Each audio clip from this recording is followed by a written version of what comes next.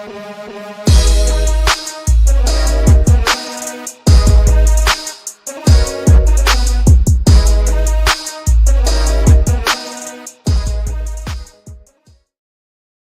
up, everyone? Welcome to Level 7. It is time for a special episode of the Agents of Fandom podcast. I'm your host, TJ Zwarich. Not only are we covering a brand new show for the first time on the podcast, but I have a great friend, an even better co-host returning, rising from the ashes like a phoenix. Adam Blevins, welcome back, my friend. So happy to have you on the podcast. It's always so good to be back. As I've said several times, it just feels like getting a warm hug or putting a blanket over your shoulders coming back on this podcast, because it's not only so fun, but it's also just so comfortable and so familiar, and I love it so much. But if you had told me 2 years ago that I would be coming on this show to talk about a reality TV show, because, reality TV is something a relatively new interest of mine, I don't know what I would have said, but I certainly would not have believed you. But I could not be more excited to talk about this show, because it's like we were talking about right before we went on the air. I think a lot of people are watching it, and a lot of people have really built there, but not a lot of people are talking. So I think there's a lot of built-up thoughts that I'm excited to get out tonight. Couldn't agree more. I am excited to bring some fun guests in to talk some Love Island with us here on the Talk Island portion of the Agents of Fandom podcast. And it was kind of like you said, though, I don't really know who's watching it yet. And so as we get through deeper into this season and I uncover some more people that I know that are watching this show, we'll get them here on the podcast. I already see our friend Bex, a loyal viewer of our live shows, in chat, and she says, "Get Huda out is diabolical." Adam, your screen name here. I absolutely love it. This has been a slow start, diving into a wild season of Love Island USA, and we're gonna have a lot of fun because we're gonna have lots of different fellow Agents of Fandom members joining us and co-hosting this with us throughout the season. I'll keep it a surprise for now who's going to be joining, but each Wednesday we're going to have different people popping in. We'll have at bare minimum 2 of us, usually up to about 4 of us. So we're going to have a lot of fun on this podcast. So before we dive in, if you're watching us live or after the fact, hit the like button on the video. It helps us battle that YouTube algorithm, grow this community. So hit the like button, subscribe, hit the notification bell so you don't miss out on any of our live shows. Outside of the Comic Corner every Thursday morning, we've been on a little break for our live shows, but we will be coming back in full force over the next couple of weeks. Not only am I going to be exiting the little substitution extra full-time job that I've been working, I'm covering a paternity leave over at my job, and so I've been doing some extra stuff. That'll die down just in time for Ironheart releasing on Disney Plus, The Bear releasing on Hulu, Superman coming in out in theaters, Fantastic Four coming out in theaters. So we are going to have lots of live shows, lots of podcasts dropping. So make sure you subscribe to the Agents Fandom on YouTube and wherever you get your podcasts. And let's start diving into this. Adam, I want to know, when did you start watching Love Island? How did you become a fan? Give me your Love Island journey. So I think I'm similar to a lot of people. Last season was kind of my entry into the Love Island franchise. And, I wouldn't be watching if not for my beautiful girlfriend. I got to shout her out, Taylor, as well, because she was the one who she watched like a few seasons before that had come before. And then last year, as it kind of came about, she was interested in watching it. Now, I've always, for whatever reason, I kind of had this prejudice against reality TV. I was just like, I will admit, I kind of thought myself above it. I was like, I don't want to watch this yucky reality TV. And then I start watching it, and I'm just like, can you believe what he's doing? Like, I just found myself so immediately invested. Like, I think last season of Love Island is part, like it being, they handled last season so well that's part of why this season is so popular. And I won't get too far into kind of like the parallels in the seasons, because I know we're going to talk about that a little bit later. I'm not going to get ahead of myself, but we got into it late. I personally got into it a little late last season, so I didn't have to wait. Like, I was kind of behind. I didn't get to partake in the discourse, follow along with things as they were going along, because once you get with them dropping new episodes every day, if you get too far behind, it's almost impossible to get caught up unless you just dedicate like a whole weekend to it, to watching 6 or 7 or 8 episodes in one day, which is kind of what happened to us last year. So I ended up, we didn't watch. The only thing we watched live was the big reunion episode. And even after that, I was kind of like, okay, next season, we have to stay up and watch this every night live so I can follow along in the and be a part of the conversation and stuff like that. So, and we also watched, I found myself really enjoying as well, Love Island All-Stars, the UK version that came out, I think late last year or early this year or something, whenever they did it. That was a really, really great show. I still don't think it wasn't quite as good as the last season of Love Island, but, and it's, we can't quite judge this one yet, but yeah, I'm still a relatively new, this is my first year. I'm kind of in my rookie year of Love Island, but I'm loving it so far. It's such an entertaining show. It really, really is. I had kind of a similar start to you where I had never seen this show before prior to starting to date my now wife, Ava. And actually, we got into another reality show before it. It was the beginning of the pandemic, and we were just like in desperate need of things to watch.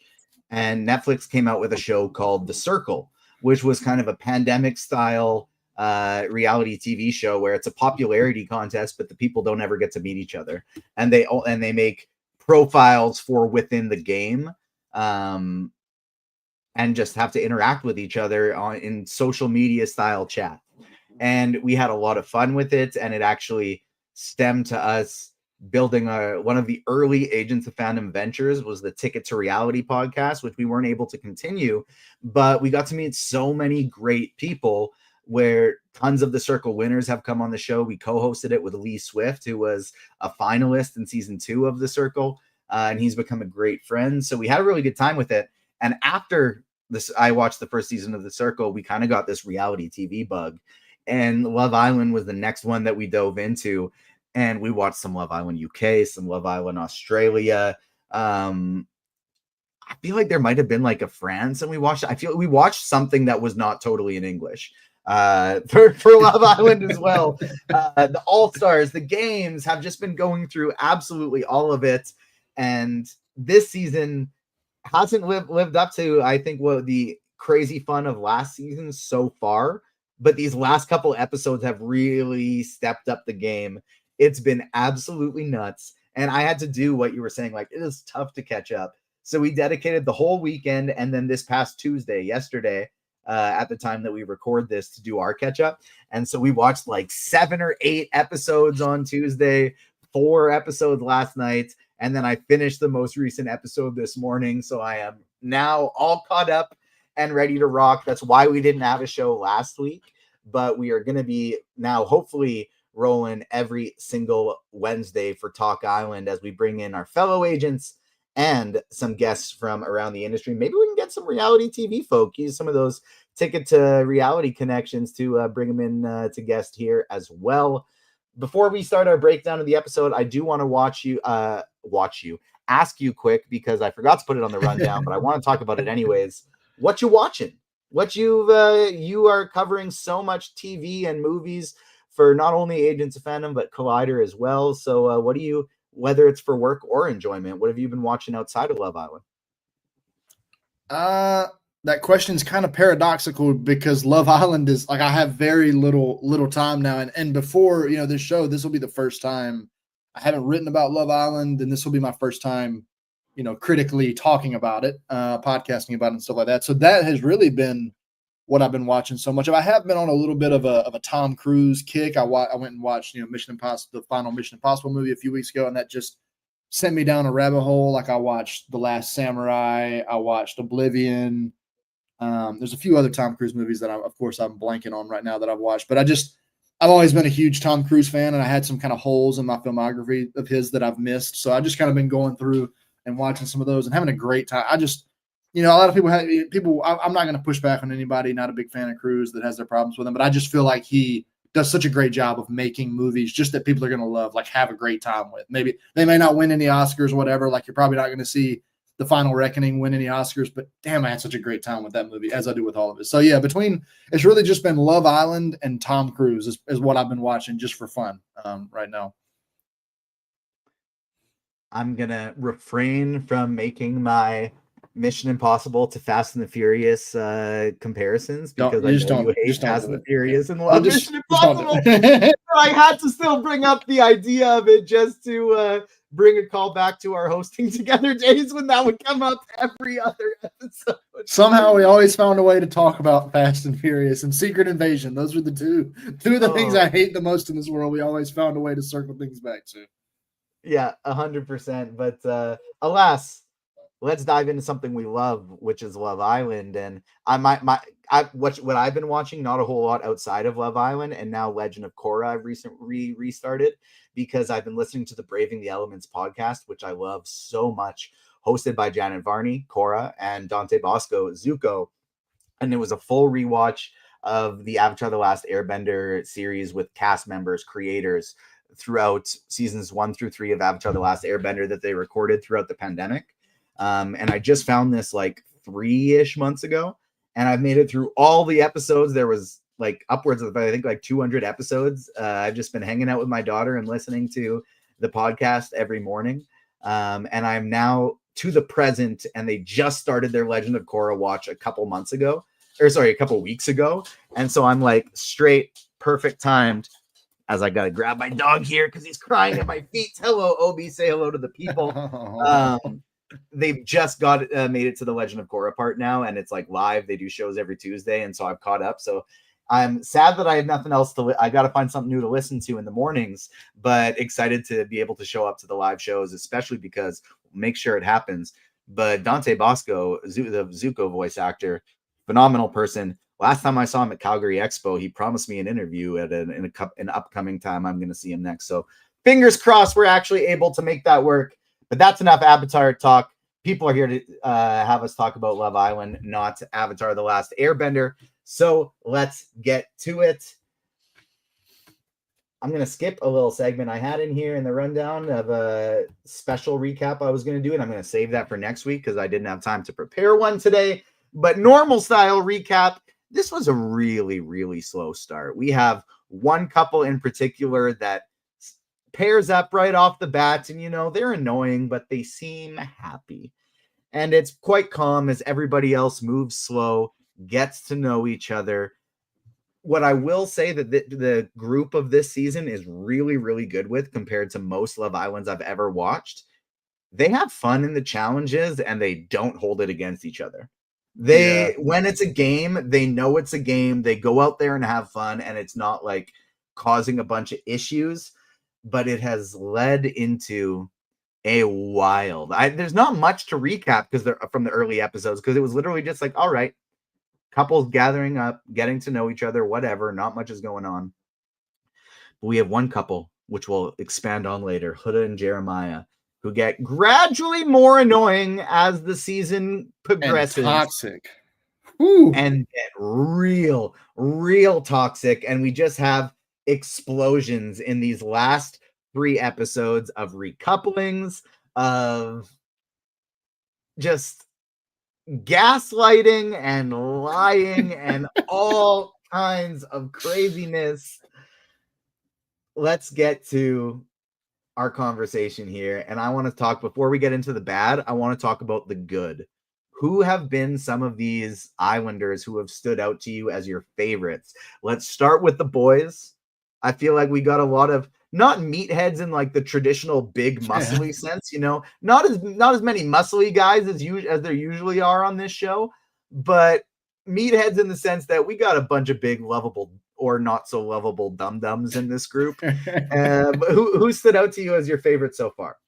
So far, I really like Nick, just because, like I said, we were talking about it last night or night before last, that he just gives off really big golden retriever, and he's just walking like last night. He just walked up to the back of the couch and just like somersaulted over and was just like, hey, like he's just always acting so dumb. I just feel like Nick's one brain cell that he has kind of been floating around in the villa since he came on the show. And he's not even really actively looking for it. If he bumps into it, he might have something smart to say, but for the most part, he's just kind of there vibing, having a good time. But he's playing the game. He was the one person who early on we had that little bit of drama with him and Beldasha and Sierra. I'm not going to call her Bella. She's Beldasha to me. That's but that was the one little bit of drama that we had in the beginning, and then that kind of smoothed over, really quick. And it seems like him and Sierra are doing really well now. They seem as happy and healthy as a couple in this situation this early can be. They seem to be doing really well.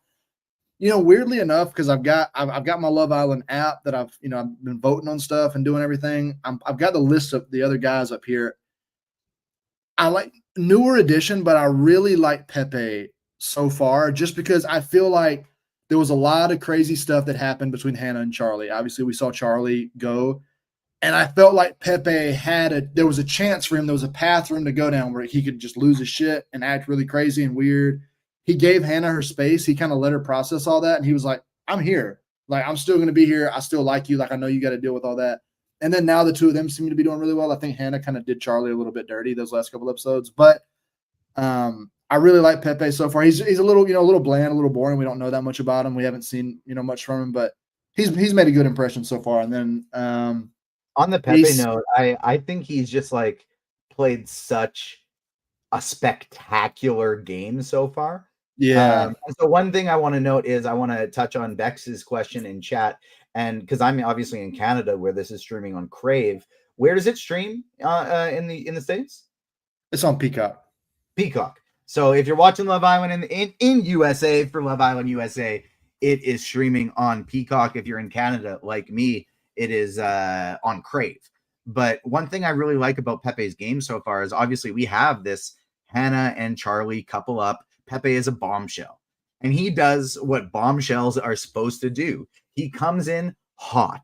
He leans very heavily into the physical side of things, which I think is important as a bombshell because you need to be right in the forefront of their mind. You need to tempt them out of their couple. You can't just slowly get to know them. You need to make a move. So I think it's smart that he leaned into the physical side of things. And then right before Charlie gets voted off in a terribly sad vote because it was our first chance to get rid of Huda and it didn't happen. But we'll get more to that. Don't you worry, everybody. We're going to get to our Huda and Jeremiah talk.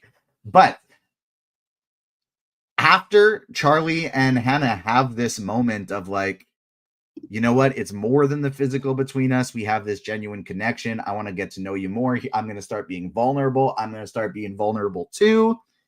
Then Charlie gets voted off. Hannah breaks down. If he would have just kept with that same strategy he was going with, being very touchy-feely, being very, like, not aggressive in a bad way, but just, like, forward with their relationship, I think it would have pushed her right away, like, right, saying, I want to get out of this relationship, because she needed a moment to deal with the Charlie side of things.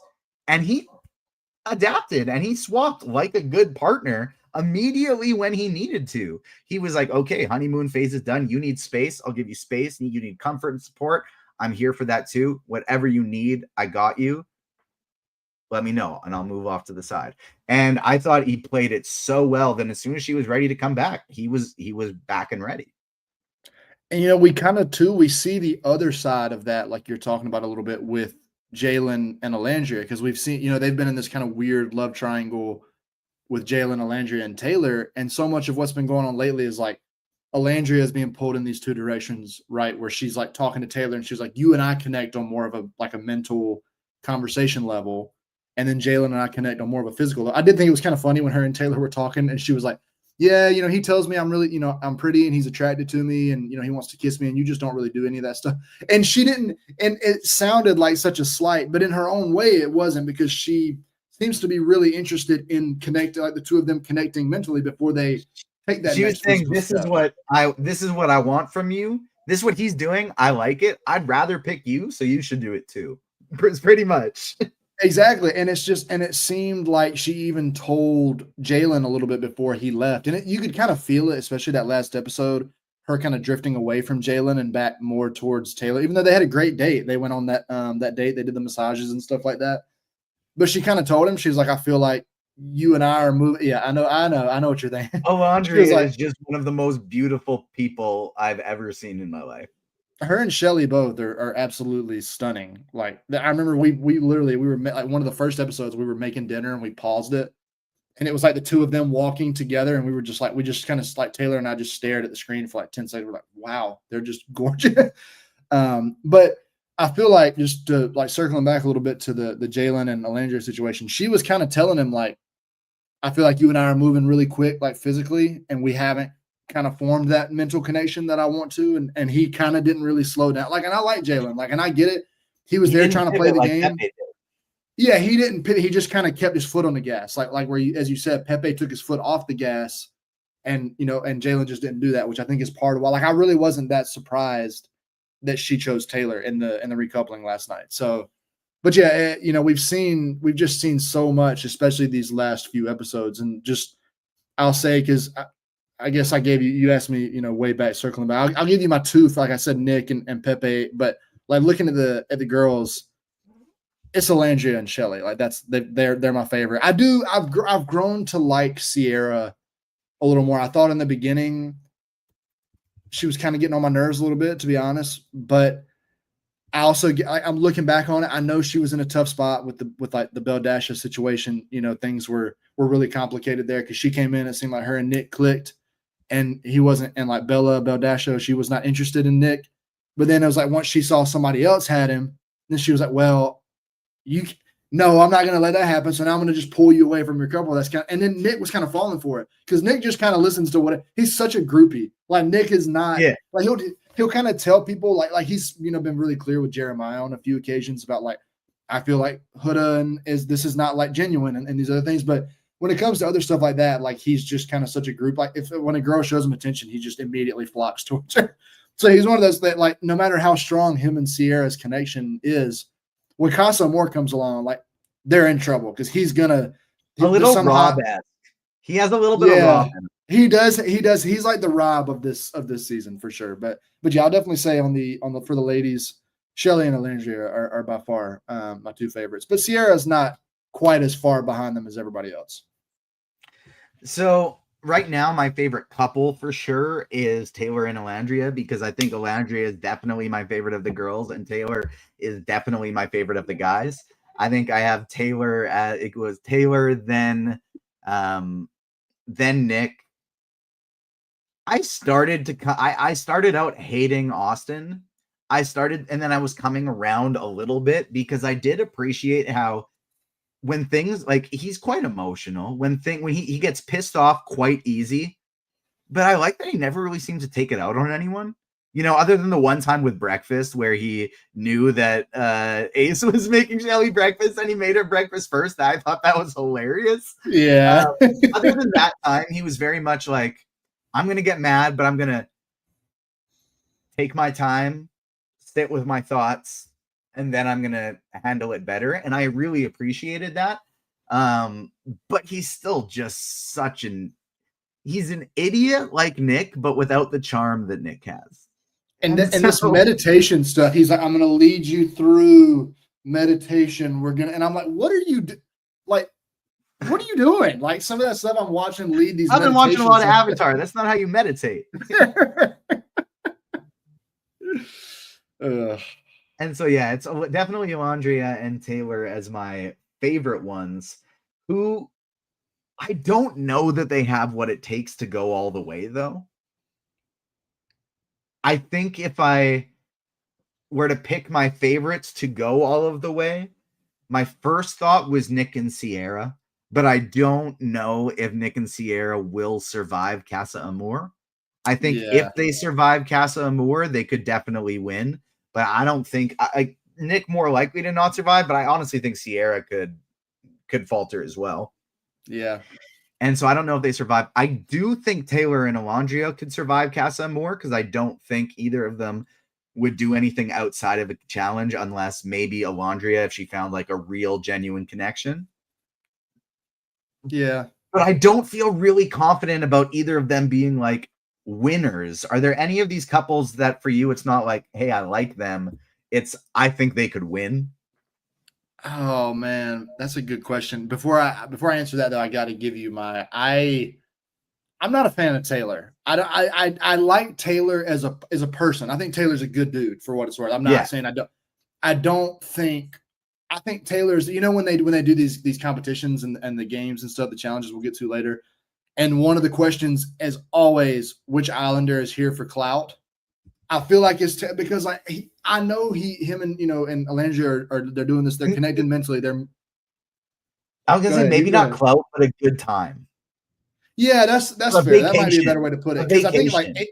Ace might would be more that's like there for clout. Yeah. Like I can see more than Taylor, but I'm like I don't feel like he's there because like him and Olandria are both moving. They're moving slowly, and that's okay. Like generally that's not how couples do it in Love Island because you're there for a short amount of time. But that's fine if that's how they want to do it. But I feel like Olandria is way more in it than he is. Like Ace is constantly going to him and being like, "You need to show her you like her because you're just not doing anything." And then they're talking, and even when they're having these conversations, I don't feel chemistry between the two of them. I don't like, and even what little I do, like I'm like, they just seem like really good friends to me. Yeah. And it's like then all of a sudden they'll kiss, and it's like a really weird kiss, like a peck, and then that's kind of like I'm like, y'all don't seem like they don't seem, and it's just again, I like I'm never when I say Taylor might be one of my least favorite boys. It's not because I don't like I think he's a really good dude, but just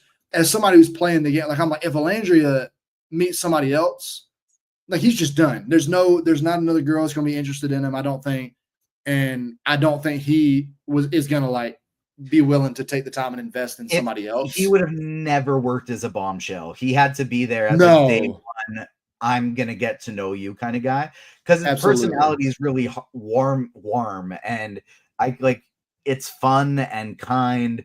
And I agree with you. I don't think he's a very good game player. I'm more so ranking it as like he's the one I would want to be friends with the most. That's a fair, yeah, that's a fair, and there you can definitely tell too. I know I'm jumping ahead a little bit here, but you can definitely tell there's some kind of little cliques like with the friend groups forming, like because like Ace and Taylor are clearly really tight, but I think like Jeremiah and like Austin and Nick have kind of got their own little thing, and it's so funny. I I think saw a Nick's thing on that the was other like, side. I think Nick's more with Ace and Taylor. "Do you think?" I don't. I thought so too, but after last night, that vote last night, I think I need somebody to call. And I don't. This is I've never podcasted about reality TV, so I have no idea if I'm jumping ahead or whatever. But like, I desperately need somebody to call Ace out on last night. Like, can we please can we please talk about like what happened last night? Because I just got to say, I was so, and I've thought I've done a little bit of Austin style meditation. I've been sitting on the ground, waving my arms around, thinking about it today. I want when Ace first walked over and stood behind Huda, and it was especially strange because she like reached out as like a thank you, and he was like, "Don't touch me." Like it was really weird. One, I think he was kind of just like siding with Shelley, like just to be like diplomatic. But two, I think there's part of him that could have potentially seen Jalen as a threat. Like, because if Shelley's not going for like Shelley and Austin seem like they're done now. And if Jalen's not going for Olandria, I think he probably would go for Shelley next. So I think there's part of Ace that's probably like, I want him away from my girl. Because like, I mean, Jalen was a good looking dude. Jalen's a big dude. Like he's, Southern. That's, that kind of, all that kind of stuff. He had a lot of things that, like, especially Olandria. She was like, Are you saying that you was kind of Southern surprising. people are better than us? Yeah, absolutely. I didn't even think I need to say that. No, I'm just kidding. I'm just kidding. But just like, Landria, especially, we checked all the boxes, which kind of made the ultimate like turn and surprise, that or like a little more surprising. Like ultimately, when you look back, it's like, oh, well, it wasn't really that surprising. But when you first asked me, like when the two of them started connecting, I probably would have been like, oh, I can see her leaving Taylor for Jalen 100%. That's kind of what I thought was going to happen initially because it seemed like they connected so fast. But it's like you said, as a bombshell, you kind of have to do that. You have to be physical first because you don't have the time. Like you got to get in there and break things up. But I just, yeah, the Ace thing is, he really is the ultimate game player. It feels like, and I feel like everything he's doing is so calculated and so he's like playing I saw somebody on Twitter. I'm not going to take credit for this. Somebody on Twitter said he's playing 4D chess. And that's how it feels because I feel like he's doing things that I don't get, but he has a reason for I don't know. I just think he's an idiot and he's got lucky at this it. Austin had every opportunity to steal Shelley away. She told him, like, Shelley was doing for Austin what Olandria was doing for Taylor and was like, hey, do more of this and we're good. And Taylor's like, bet. And he started doing it. Shelley was saying that to Austin and was like, so I feel so comfortable with you. I love our chats. I'm also really enjoying how Ace does all these spontaneous dates for me. I think that's a lot of fun and it means a lot to me. and then Austin just didn't do anything. Yeah. And so like I think all the opportunity was there. I think Ace is just kind of an idiot. And he fell into a wonderful girl like Shelley, and we'll see how long it kind of lasts there. But I'm with you. I think it's absolutely nuts with how Ace had been talking about Huda and Jeremiah the last 2 episodes, for him to just totally flip and vote to keep her is nuts. It's a little weak. At the same time, I understand, and the best argument I've heard in the contrary is like, he spent all this time trying to be in a couple with Shelley, and finally, after, part of it was his own fault because he picked Amaya, who will again touch on is one of the most nuts people I've ever seen on this show. Oh my god. But anyways, the biggest, best reason I've heard is that he's finally in this couple with Shelley. He does not want to mess it up. So let's start it off by fully supporting her. She wants this person to stay, and I want what she wants. So let's start off by making sure we are strong. I don't care about everybody else. I want to make sure her and I are strong. So I'm going to begin our coupling up with a show of support. And I get that. That makes sense to me. Yeah, and I've seen that does make sense. Another one that I saw that I was kind of like, yeah, I guess that makes sense, is that if you think about it, obviously Ace was really annoyed with her, but the one thing that he was trying to get her to do the whole time is to branch out and try other connection. And now she's got a chance to do that. Nobody's going to want to talk to her. She's still not though. She's like, yeah, you're a bitch. I want nothing to do with you. Why don't you love me? Exactly. Yeah. But I think the thing is that all Ace has wanted is for them to not be so closed off, to be open to other people because it's so early. And I guess in his mind, he's like, y'all split up now. So I'm going to, you got a chance to do I can see that being his point of view too. But again, nobody and I've been saying this for days, as I think all of America had. This is not exclusively me. When Jeremiah and Huda were starting to crash out the last 3 to 4 episodes, hard, I was like, I can see somebody else liking Jeremiah. Huda is ruining the whole game because there's not a single guy who's going to come in and want to talk to her. But Jeremiah, sure, he's not perfect at all. He's got his flaws too, but yeah, he isn't doing it. Your classic Love Island guy with potential who's shitty at being in a relationship. It's just doing is nothing. One of the worst, most toxic people I have ever seen on this show. Yeah, it's bad. And she is I feel, which another reason that it was so shocking to me that she's getting to stay. Not only was it shocking because the whole villa was during last night's episode, they were constantly talking about this couple, particularly this person, as in Huda, is making this whole place toxic. And Nick was saying this, he was like, it's getting hard to foster our own relationships. Because, and then before we could even finish the sentence, Huda came over there crashing and crying, and people were just getting up and walking away because they didn't want to talk to her anymore. So I was in my head, I'm the whole island is over her. They want her gone because it's getting in their way. But I think it made sense. Taylor, when we were watching it, my girlfriend Taylor, it always gets confusing watching because there's Taylor on the show, and then my Taylor made a good point. She was once the first. When I was saying Taylor was my favorite, I was referring to your Taylor. You better have been, duh. But I can't remember who. I think it was Sierra, if I'm not mistaken, that went and stood over there first with her, stood with Huda, stood behind her first. And Taylor was like, well, once she did that, all the girls then have to, because they want to be girls. They want to stand with the other girl. They don't want to just go stay and be no, I'm not with the girls. That was her. She was immediately when the first girl stood behind her, she said, she was oh, every girl's going to go stand behind her now. There's not a single girl. And I think the only one that, I don't even think a single, I think the only one that, the only ones that stood behind Jalen were Nick, Austin, and there was one more, but it was just 3. It was 3 boys, and the rest of the whole villa stood behind Huda. So, Iris not standing behind Jalen's crazy. It was that I was okay, that was, and she kind of took a bit because she was that proves my point. She was Iris obviously wants Huda gone, but she's going to be a girl's girl, so she's going to go stand behind to be one of the girls and stuff like that. And I was Just These everybody just get her This is out. not the point of the show. No, it's Stop not. Friend Island. And have you? I mean, I don't know if you watched the preview. Like, I didn't even see it because I don't think they've released it for today. But at the end of like last night's episode, it was one of them was I think it was Sierra who's like, I'm not going to protect her again if she keeps that. And like, it was so clear that she's crashing out again and still ruining it. And it seems like it's going to be what, at least a couple days before we have another recoupling. We've had 2 in the last like 3 days, so I don't think they're going to do another one right away.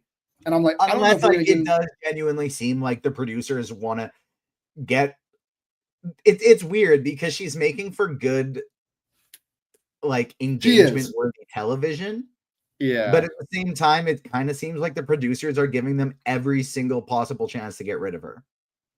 Yeah, and that's funny because circling back to what we said earlier, talking about Ace kind of being there for clout. I had that thought too that I was like, I can totally I can close my eyes and hear Ace like in a conversation without Huda being like, do y'all know how many views Huda is getting? All of it? Like, the longer she's on this show, we're gonna keep getting more and more famous. Like, we got to keep her on as long as possible. And that's true, and that's fair. Like, I know not fair. Like, I don't agree with that statement, but I get it. Like, if that's how they're doing it, I get it because it's not wrong. Like, that's why a lot of people are like, people have been waiting for the crash out that happened the last couple of nights. But her running around and calling Jeremiah a bitch, like just screaming that, like, and over now, like she just got into her head, like she just started going, well, America must have seen something that I've seen, so you must have been fooling around with somebody else. It's like, he wasn't.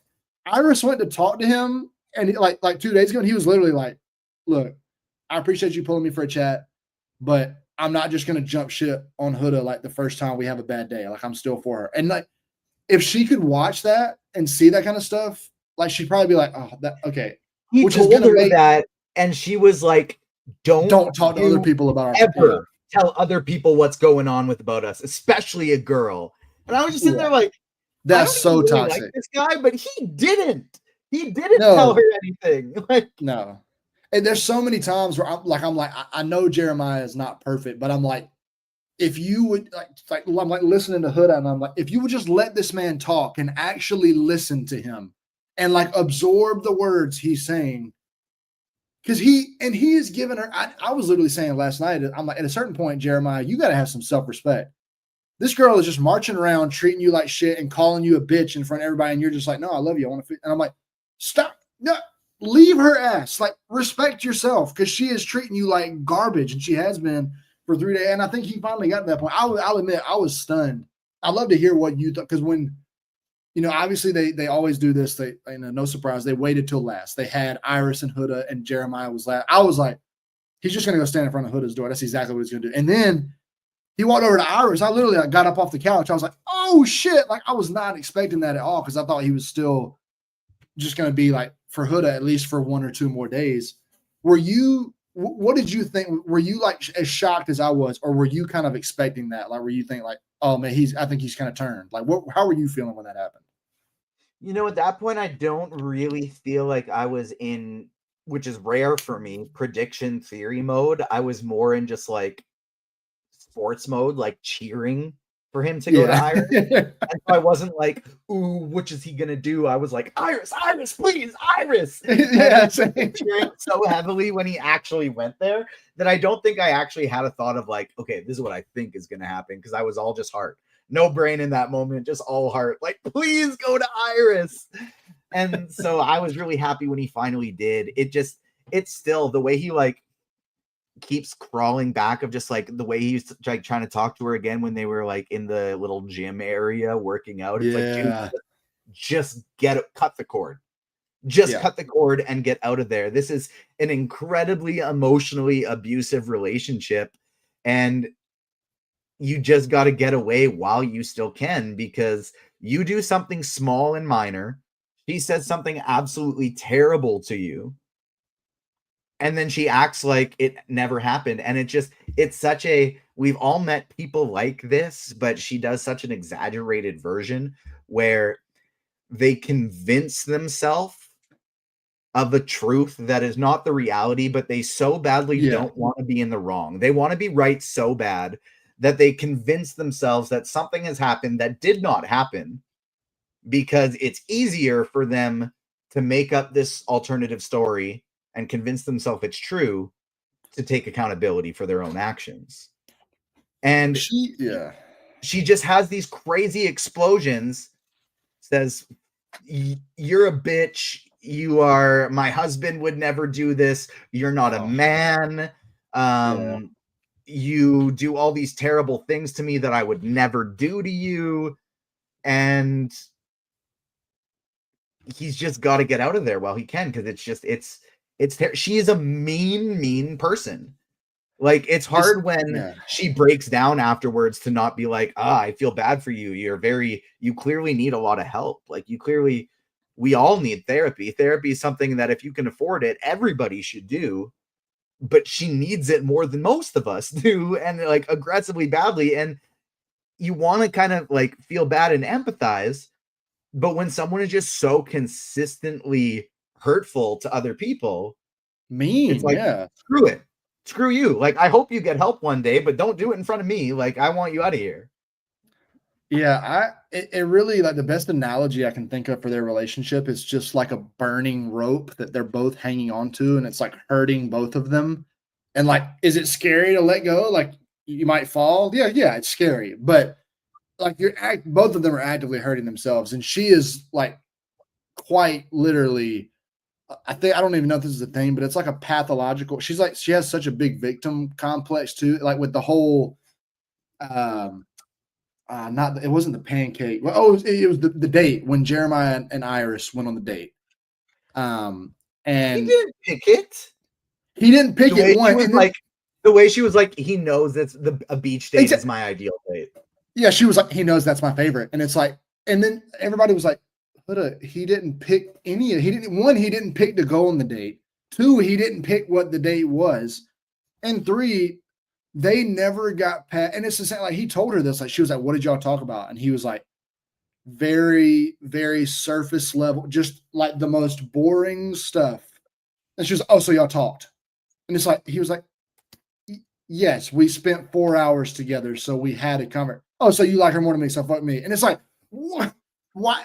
She just snowballs things, but it's not, she doesn't even have a starting point. Like, she just creates this own starting point and then snowballs it into this huge thing. And it's like, you're mad over something that's not even true. Like, you convinced yourself over this thing that you think is true, and now you're spiraling over something that's not even true. Like, it's different. In the past seasons, like, we've had people, and like even like earlier too with a little bit with Bella and Sierra and stuff, like, we've seen people spiral over things, like seeing their partner talk to somebody else and do other stuff. But like, she's just making these things up. Like the whole thing about America, like we were just talking about, where like, America must see you cheating on me. It's like, he is not, he has been so fucking loyal to you.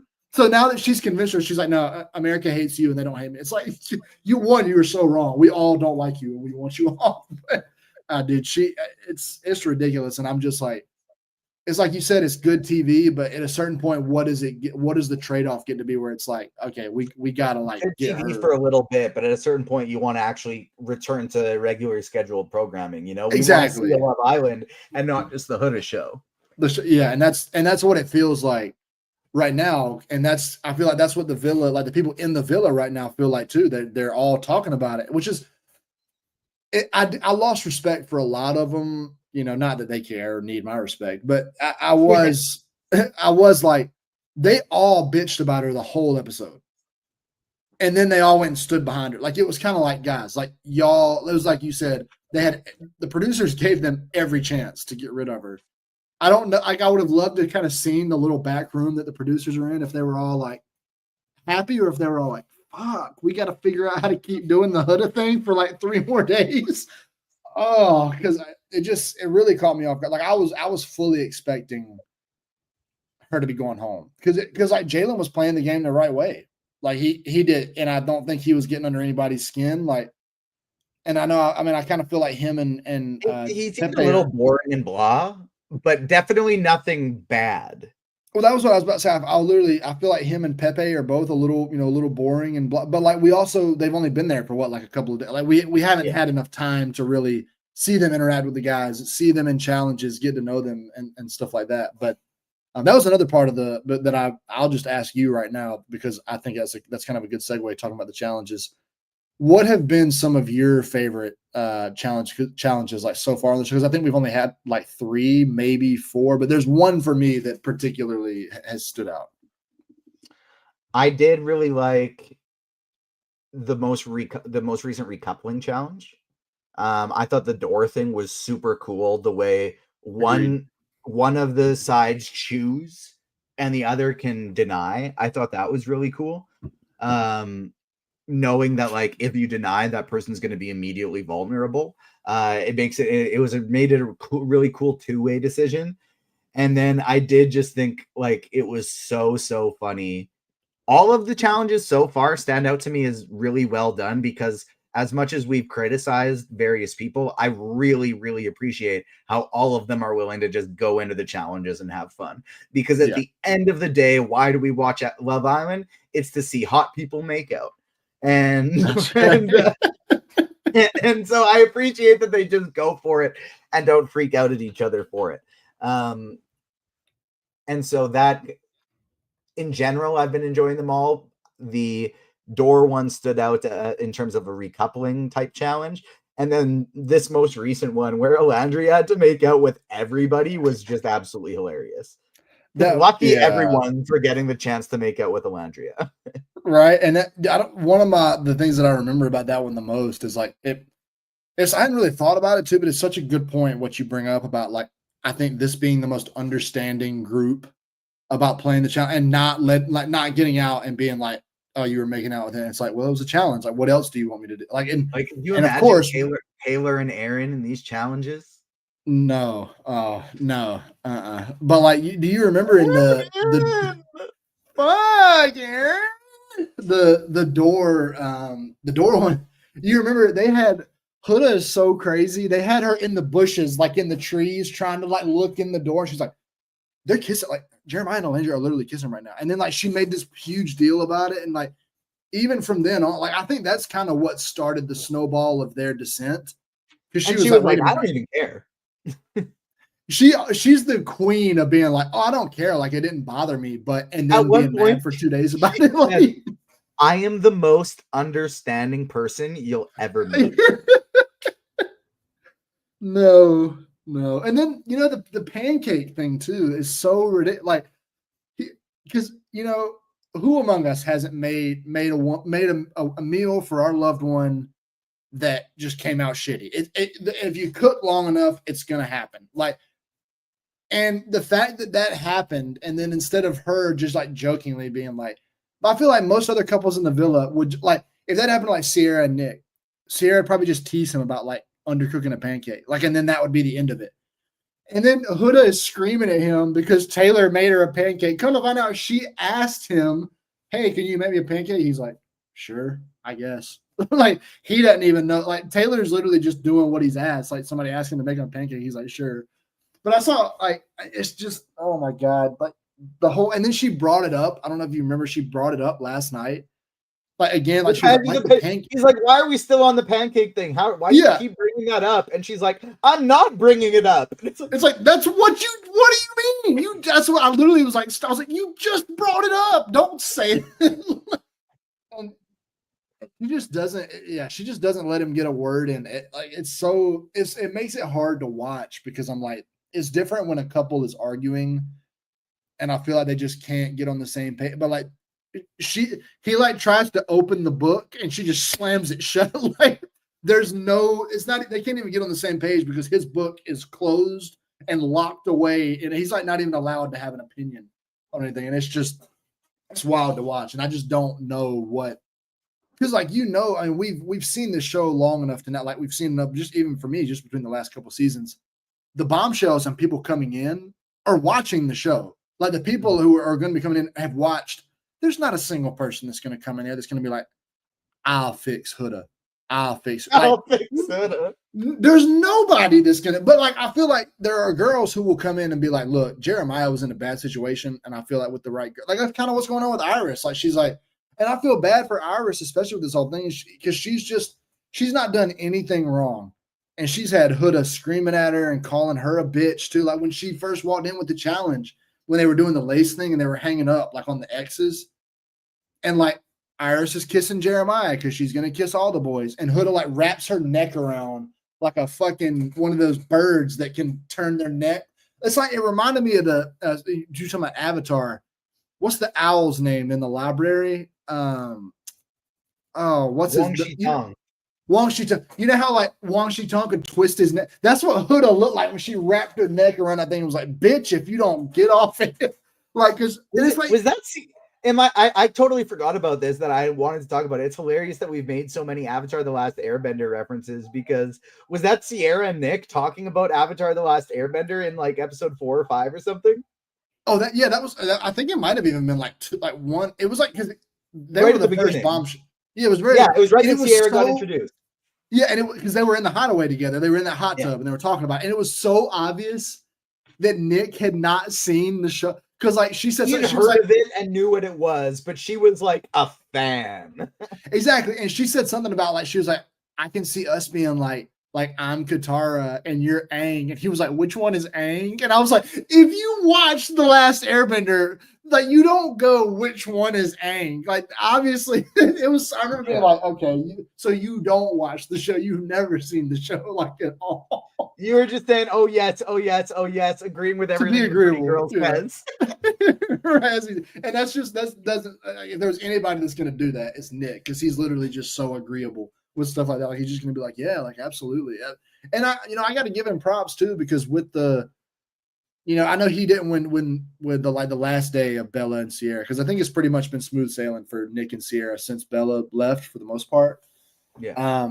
But that last day, he kissed Bella, and then like 5 minutes later went and kissed Sierra, and it was kind of like, oh man, this is not going to turn out well. But like even though he should have told Sierra that he, kissed Bella like 5 minutes before he went and kissed her, I still feel like he was pretty, as much as he could, as hard as I know that's got to be. He was open and honest about like, he was like, I've got feelings for both of y'all, and I'm kind of exploring both of these connections, and like I just don't like, that's all I can tell you right now. And I'm glad though that Sierra is the one that made it out, because I was already kind of getting a little annoyed by Bella like from those first couple episodes, and I don't think, especially her and Huda in the same with like all this stuff going on. I thought she was annoying, but I also felt bad that she had to leave right after she came out of her shell. It did. Yeah, it seemed like she was so.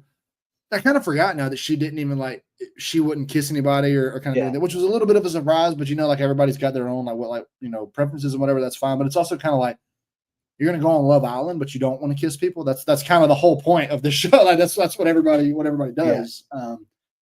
But another person I want to talk about too, just because I want to get your thoughts on, and I know we're already closing in on an hour, but I want to get your thoughts on like what your journey with Ace has been like, because for me, it's been like a roller coaster. Like I liked him a lot in the beginning, and then as things like, it was when he was talking to, the way he was kind of talking to Amaya, and like, don't get me wrong, I don't like Amaya. Like I think she's crazy, especially with that, when they had them vote the island, she's like, we don't want to do that. Why are you making us do that? Like, and I was like, okay, they do this on every Love Island. Like, get over yourself. This is not that big of a deal. But like, I liked him. And then the way he was when he was talking to Amaya though, and he was just like, don't call me babe. Don't do any of this stuff. And I was kind of like, okay, like you're being a little so ridiculous. Yeah. Like it was like, she literally, and she made the mistake. She like later in the conversation, she accidentally said it again. And at that point, it's like, okay, clearly this is just part of her vernacular. Yeah, like it's just one, exactly. It's something that she says regularly. She doesn't mean anything by it. And then like, it just like with the way he handled the Amaya stuff kind of made me, and I just don't know why he didn't pick Shelley in the beginning, like why he even picked Amaya in the first place. It's just been kind of a roller coaster, because like then I was kind of getting to like him. I like that he will call, especially Jeremiah, like he'll call him out on his bullshit, like, and just be like, y'all are not a strong couple. Y'all haven't tested this like at all. But then last night, like I was like, you can't talk shit about Huda like you have and then go like vote to keep her on. So for me, it's just been a folly of ups and downs. Like I like this guy, I don't like this guy, I don't know how to feel about this guy. So what is your journey with Ace been like? So pivoting back to the Amaya stuff, because that is the same point that I liked him until he recoupled with Amaya, and then that made me go, dude, why wouldn't you pick Shelley straight into the babe stuff, which I thought was really weird. And even though he was willing to call out Jeremiah, you've never actually been in a couple. How are you going to call out somebody for being in a couple when you've never been in a couple? Like, you're not playing Love Island right. You've been with no one. And so it felt a little hypocritical to me. But going back to the Amaya stuff, like, I do think it's wild that, like, Amaya, in addition to the crazy eyes, is just like one of the so wildly toxic that I feel like we could spend a whole episode talking about her, but because Huda is so much worse, it just kind of overshadows the wild things that Amaya has done. And she was just like so back and forth, and in the same way of Huda would be like, this happened when it totally didn't happen. That it was just like, okay, this is wild. But the craziest thing was when she went to Austin, or when Austin went to her. Or sorry, not Austin, not Charlie. Charlie went to her and was like, I think you're pretty. Should we have a conversation and see if there's anything between us? And she is like, I just could never do that to Hannah. I am such a girl's girl. It's just against my morals to ever be able to do something like that to Hannah. She is my sister. She is my best friend in here. I could never hurt her. And literally an hour later, she votes him out and breaks Hannah's heart and makes her just start bawling. Like, that was completely her fault. Yeah. I was saying the same thing, because I was just like, I guess it's from her perspective, and I don't agree with it at all. I guess it stemmed from, like, you're trying to, like, you're not good for her because, like, the second things went bad, you came and hit on her best friend. Like, I guess that was her, but it was still like, let her make that decision for herself and work through that. Like, I was like, wait a minute, you're supposed to be her best friend, and you just sent the one guy that she really like. Obviously Hannah seems like she's fine now. It's been 24 hours and she seems completely over. Which, like, I know if Charlie's watching, that man is just devastated, because it took her not even a day to get over him, and she is perfectly fine now. Yeah, exactly. But yeah, no, I knew was going to happen too. Like, out of sight, out of mind. These people, it feels so intense because they're spending every minute together. But at the end of the day, these people have still known each other for 2 weeks. Yeah. And it's out of sight, out of mind. And you're back to the new people you're spending every minute together with. Yeah, but you're right too. Like, the Amaya stuff is just, and for a while, like, I was wondering with her, because I was like, she's not playing the game. I did feel like it was a little bit of, if I can criticize the show for just a brief segment here, the production, should I say, Ace and Amaya were coupled up way too long. Like that, there was way too, like, because, like, they had said, like, we don't like each other, we're going to explore. And then for like 5 days, they just were still, like, I was like, okay, not only was the first part of the show boring, like we were talking about earlier, kind of how it stacks up to season 2 or to season 6, excuse me. Not only was it boring, but it felt like they weren't doing as much as they could have to spice things up. Like, because there wasn't a recoupling for like 5 days straight, and there was so much drama going on. There was like bombshells coming in, but they just weren't doing. And like, maybe that made, like, Charlie leaving and whatnot, like, hit a little harder. Maybe that was kind of their plan. Like, we don't want people leaving every 2 days, because then it's like, okay, well, it doesn't hit like that. And I think I said that too when Charlie left. I think Hannah kind of forgot for a little bit there that she was playing a game of Love Island where somebody can go home, because she was like, oh, like, they're both really cute, I'll just make out with both of them. And then Charlie went home and she was like, fuck, this is my fault. Like, because the whole reason Charlie went home is because she was making out with Pepe. That's the only reason, because America voted to couple them up. And, like, I think she forgot a little bit, and maybe that was part of their plan. But it does seem like I just remember thinking when Ace and Amaya were together for so long, because it literally, until last night they'd been together. Like, and it was like, guys, like, what are we doing with this? Because this just, I'm hoping though that now, because we've had like 2 recouplings, I think, in the last 3 episodes, and we've sent people home. So I'm hoping we get a little more to that. Maybe we don't need to do it every other night, but definitely not 5 to 6 days in between like it was. That bothered me. going back to the Ace question, I started out really liking him, started souring on the Amaya stuff, and just kind of have liked him less and less as we go on. But it does lead me into the internet rumors segment of the show because, well, in a day and age of social media, it's crazy how the internet stuff can start running wild because people can just find out where people live and where they're from. And it's like, oh, this is your hometown. Let's find the people who know you and ask questions about you. And stuff starts getting out, some real, some fake. And the interesting ones I've heard so far are that one, Taylor has a girlfriend back home. And that was one that I heard. And this has since been, at least in my opinion, pretty strongly debunked. He had somebody who's like his buddy from his hometown and like can like give a timeline of like, this is when this happened. This is when this happened. I was with him right here. And basically said like, yes, this is a real person. Taylor DM'd her once before Love Island. And since then they have reacted to each other's Instagram stories a few times. And then he went on to Love Island. This is no one he has had any type of relationship with other than like some flirting in the DMs. The crazy one that I had heard, and this goes, and it's interesting because this actually goes so perfectly with the whole like, is Ace there for the right reasons or is he there for clout? I need to preface this by saying we are more so you than me because I'm more in like the reviewing and interviewing and things like that. But you deal with some hard hitting journalism that you write pieces about, and we check our sources and we make sure that before we type anything, we know that it's factual or we clearly stated its opinion. So I need to preface that this is by no means fact checked. Aggressively unfact checked. It came from screenshots that don't have a name on it. So we have literally no idea where the original source came from. But someone posted some things and it made its way onto Love Island Twitter that someone's saying that they know Ace and are not directly tight with him, but friends with his friends and have been to parties and outings with him and stuff like that.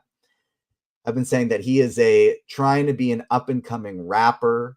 All he cares about is like he planned to go on this show to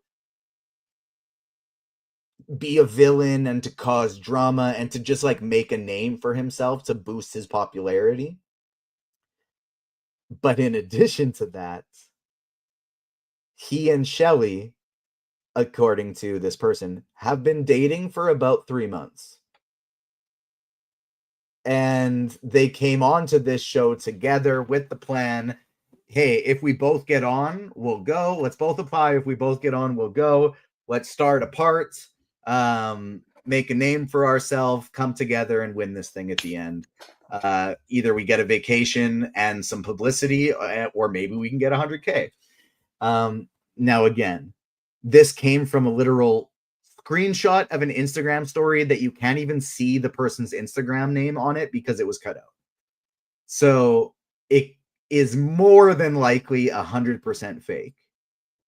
But it's an interesting story that has turned into a rumor. What are your thoughts?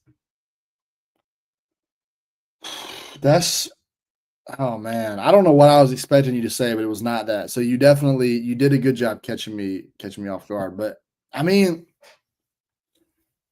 it would make so the thing I'm thinking is that they were open when they got there that they knew each other, in the past. I'm wondering if they're like, if this theory is true, is they're thinking with that being like, let's just go ahead and get out ahead of it. That way, if somebody sees a picture of us or whatever, that it doesn't like we've kind of covered our bases with that. Like, we know each other. We met, like, because that was like a big deal when they first got there. It was like, oh shit, we know each other.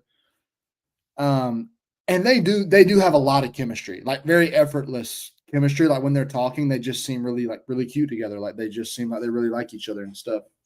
But I like to think they like that the Love Island producers, but not only the producers, but like the casting people would vet a little more.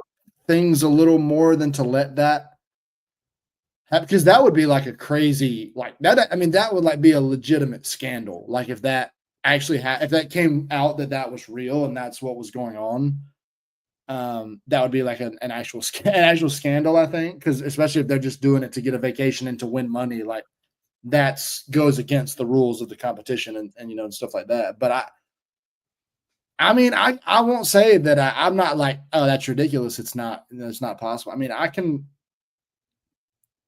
kind of see it. Like if that, I can't believe it without further evidence, but I don't not yeah, believe it. I'm not ready yeah, to discount it either. that's how I feel. Like I'm not like that's ridiculous. I don't think that's true. But I'm also not quite. I'm kind of fence sitting right now. Nobody likes a fence sitter, but I got both my feet hanging out. Like I'm ready to hop to one side or the other at any point. I could see it being true, but if it gets debunked, I wouldn't be like shocked either. Um, one of the I'll throw one back at you that I've seen, and there are some pretty solid pushbacks to this one, particularly his tattoos that say Ace and stuff on it, but that I've seen a lot of people, theorizing. It's less.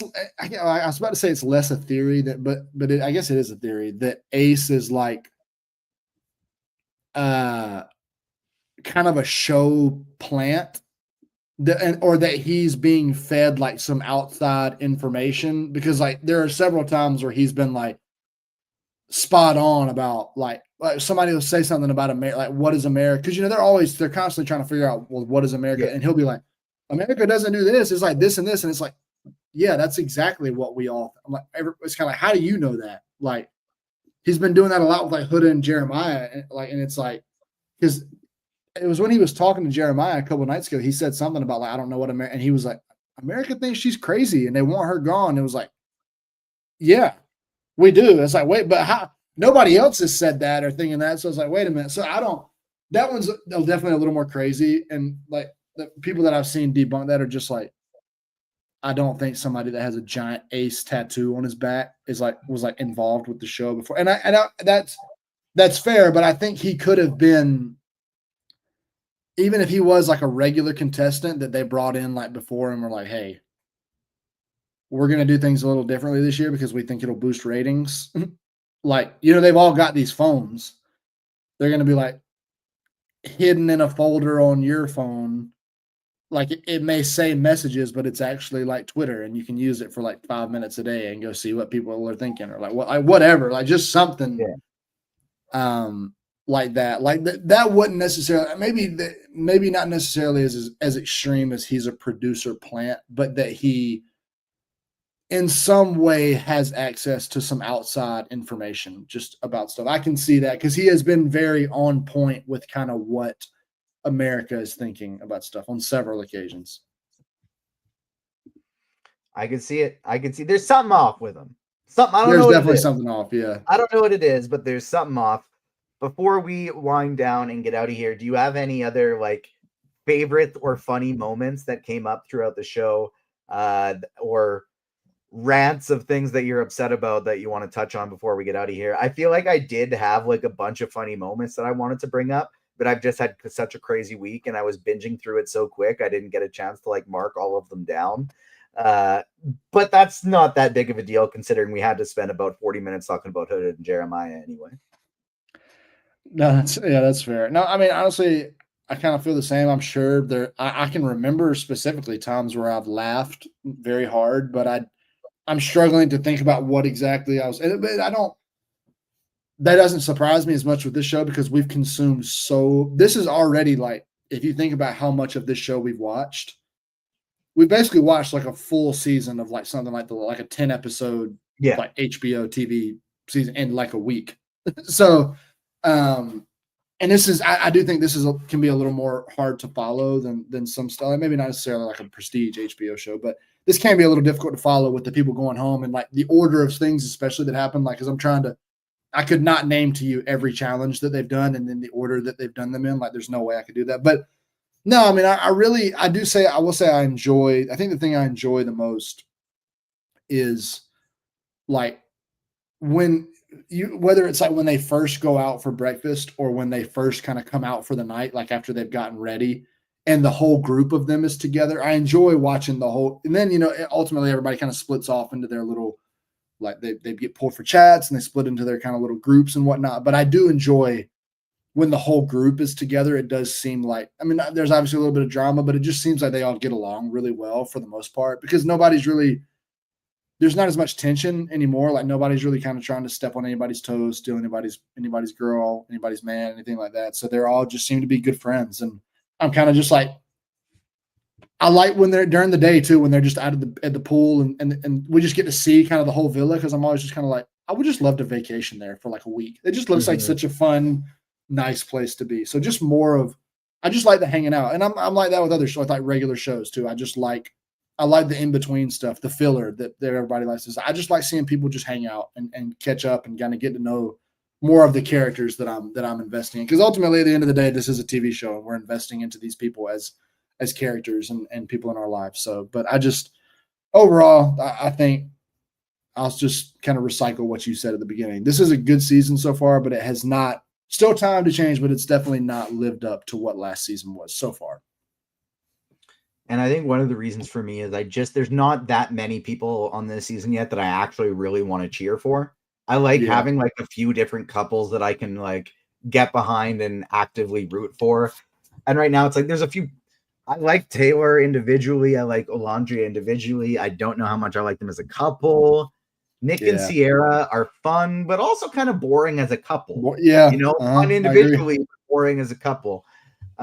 So I am looking forward to Casa Moore, things getting shaken up, and truly anything can go down because this show has a format of there'll be some recouplings at some point, and there'll be we're gonna have some games, and there's gonna be a Casa Moore thrown in the middle, and that's about it. Like that's the entire structure of this show.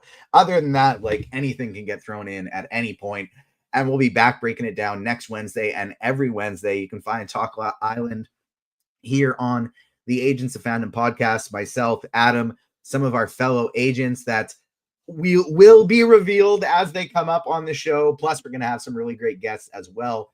So make sure I'm having trouble talking. I guess it's time we get out of here. Make sure you smash the like button, subscribe, hit the notification bell. Tell all your friends. If you watch Love Island, you got some friends who watch Love Island, tell them to come hang out and chat either for our live shows or after the fact. Let us know who you're cheering for in the comment section. Let us know who you want to win, who you want to get voted out. And you can follow us on socials to let us know as well. At Agents Fandom on TikTok and Twitter, Agents of Fandom everywhere else. And that'll do it for this breakdown of Love Island season 7, Love Island USA, that is. And we'll be back for our comic corner tomorrow morning, Thursday morning, 10:30 a.m. Damon AF, Fat Thor are going to be talking about all the latest DC, Marvel, and independent comics, including something I just threw in there for the rundown to them, because they're making a Spider-Man 94, not an animated series like X-Men 97, but a little comic arc tying up the cliffhanger at the end of Spider-Man the Animated Series. So that should be fun. Looking forward to checking that out. And they'll be talking about it on the Comic Corner. Thank you so much for tuning in, everyone. On behalf of myself and Adam, we will see you next time. Peace. Peace.